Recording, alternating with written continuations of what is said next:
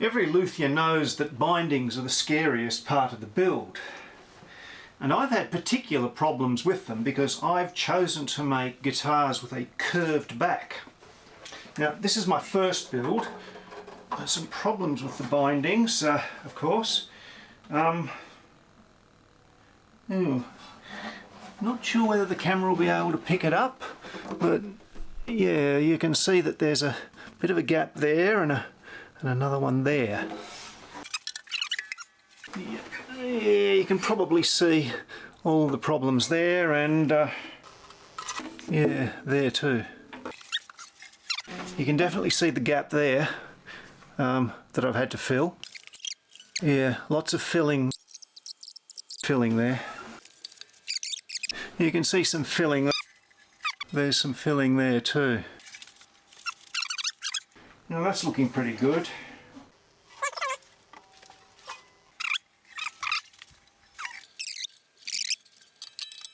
I guess the takeaway lesson is that under shellac, problems that I consider horrible and serious and quite depressing, I needed to put my glasses on to see them, and I'm not even sure whether the camera's going to pick them up.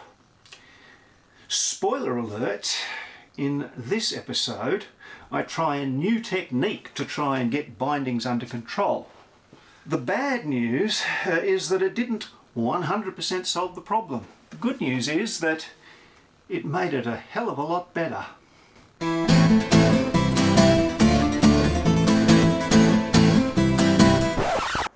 I made myself a thermostatically controlled bending iron because previously I'd done things just using the steam bender, the mould, the press mould, but a lot of old school folks use this, and the pieces that come out of the bending iron have got a lot of spring back. So what I'm going to be doing is refreshing those curves so that the thicker pieces of binding will be as close as possible at rest to the shape I want them to be in. That's going to mean I need to rely on clamping force a lot less.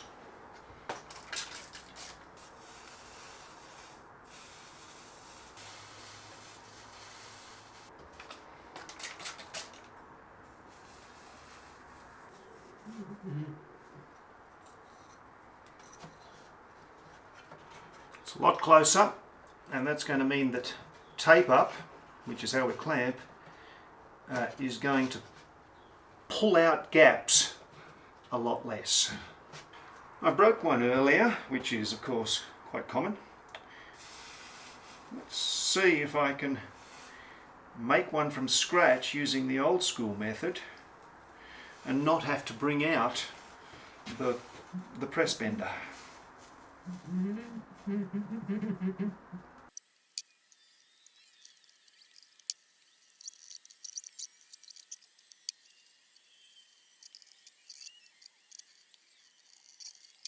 Spraying water right next to a homemade electrical appliance. What could possibly go wrong?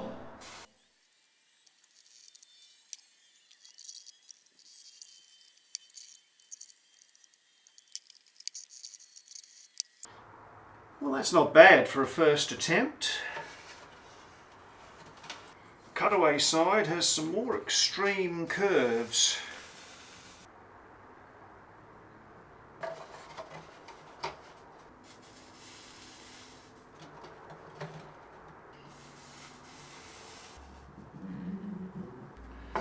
Okay, well that is not perfectly conforming at rest, but it's a lot better than the highly sprung back piece that came out of the bender.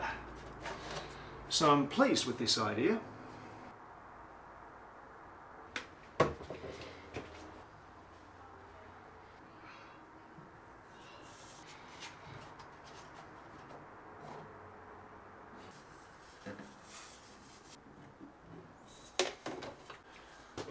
I've just made a cutaway side from scratch. It's very slow and you've got to do it one at a time, but it's got pretty good at rest conformation, so I'm happy with that. This is my B&D vise. It tightens up from the back. A bunch of pegs. A bunch more pegs.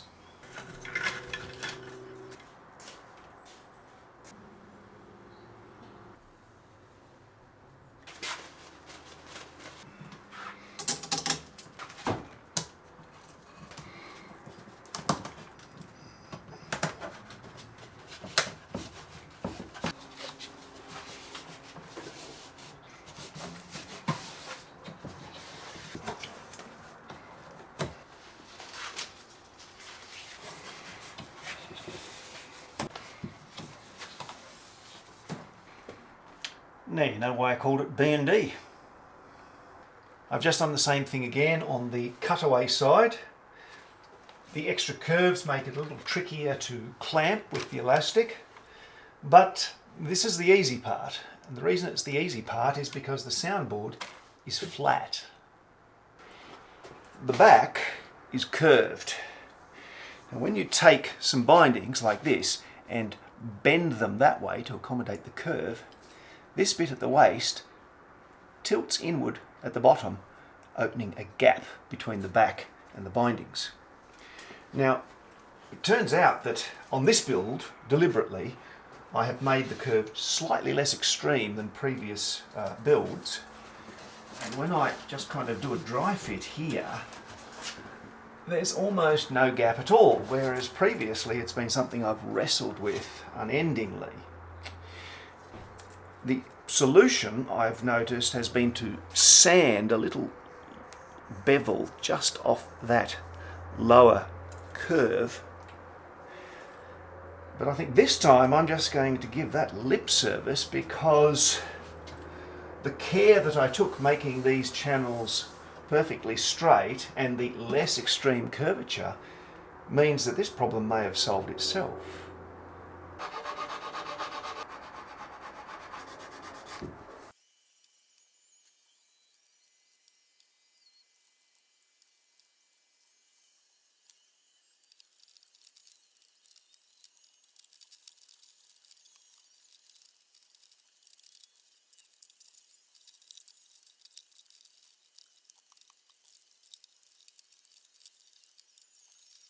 It should come as no surprise that the curved back cutaway side is the level boss of this particular area, because as the bindings curve in towards the neck block, they open up a gap here, here, in addition to the one that we spoke about here. So this time I am definitely going to be needing to file away a little sliver here, here, in addition to the one at the waist.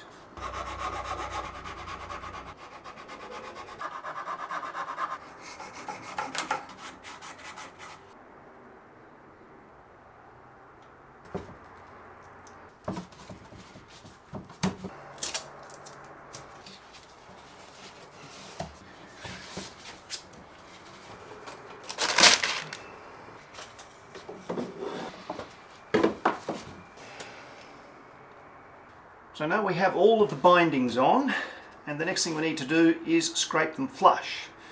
Now the easiest part is against the back and the soundboard. We start with the spoke shave, paying very careful attention if the grain is wanting to tear out, and if there is any tear out, we can move to the scraper and then finally to sanding.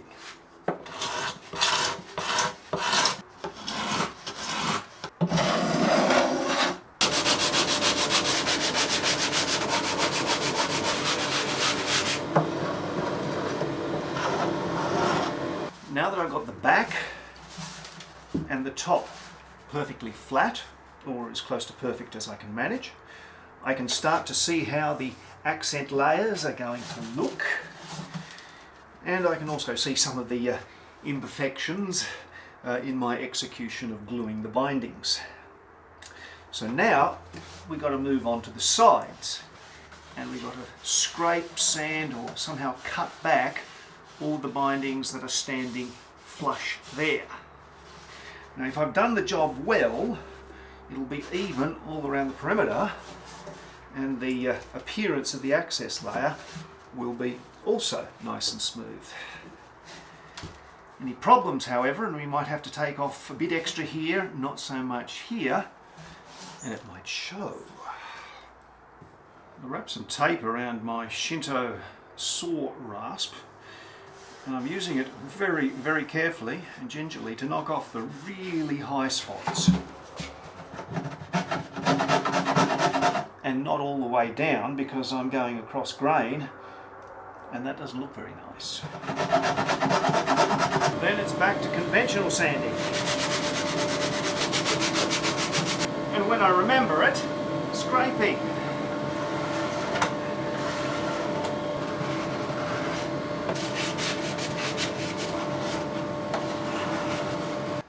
That took a lot longer than the montage would suggest. Is it looking good? Yes.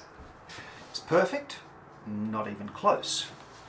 Are there some unevennesses of the thickness of the bindings around the edge? Yep.